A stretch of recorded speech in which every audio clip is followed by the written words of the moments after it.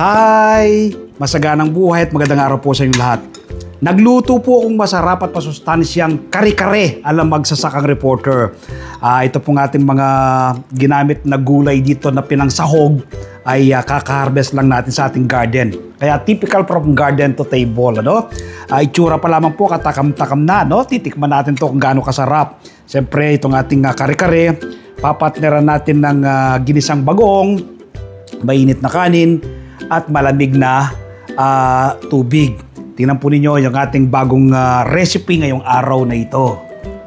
So yun po, tingnan nyo po yung mga sahog. Hindi ko po yan na in-overcook at ang ating ginamit ay tuwalya. Tuwalya po ang ginamit natin. Ang tuwalya ay pinalambot ko na. Ayan, yan po, tuwalya po yan. Pinalambot ko na po yan. Pina-pressure cooker ko siya. Para masarap siyang kainin. Tapos siyempre ginisang bagoong. Ayan. Meron tayong malamig na tubig dyan. At ang ating kanin ay mainit. So yan po yung ating recipe ngayong araw na ito. Kare-kare alam magsasakang reporter. So ngayon ay titikman natin to. Siyempre kuha tayo ng ating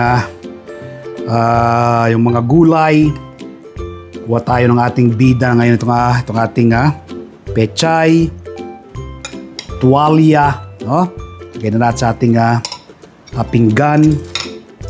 Tayo ng bagong. Atin ng bagong, ginisang bagong.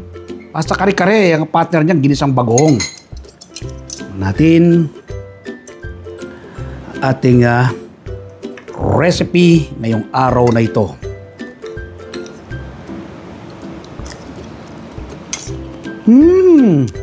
Grabe! Panalo! Ang sarap niya. Ang ating mga gulay kaka-harvest lang kaya napakasustansya po nito,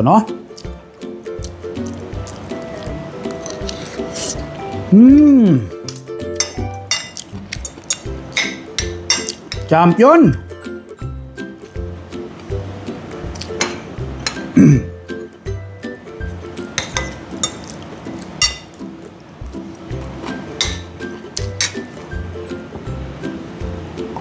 Iba pang mga gulay. Ito, kalabasa to. Kalabasa. Kalabasa. Lagyan natin konting sabaw. Kuha tayo ng bagong. Isang bagong. Lagyan natin.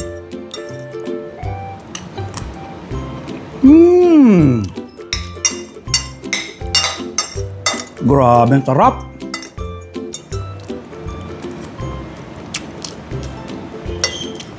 Magluto rin po kayo nito, Kaya magugustuhan ng buong pamilya.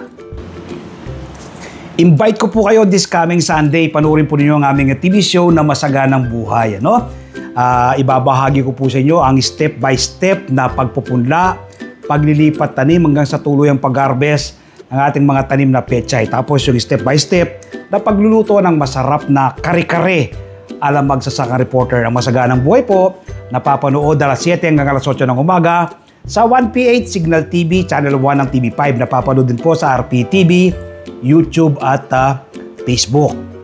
Kapag araw naman po ng Martes, umaga po kayo ng kopya ng Filipino Star ngayon. Meron po akong column dyan Isinusulat ko po sa aking column ang iba't ibang do-it-yourself tips at iba pang sekreto sa pagsasaka.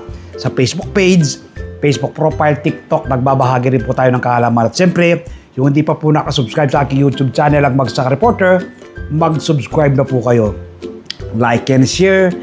Click the bell button sa ganun ma-inform po kayo kapag may magbagong video upload, video tutorial upang ma-share ko po sa inyong viral na talento ng ating Panginoon. Bakit ka pa bibili? Kung pwede ka namang magtanim. Happy farming po. God bless. Bye-bye!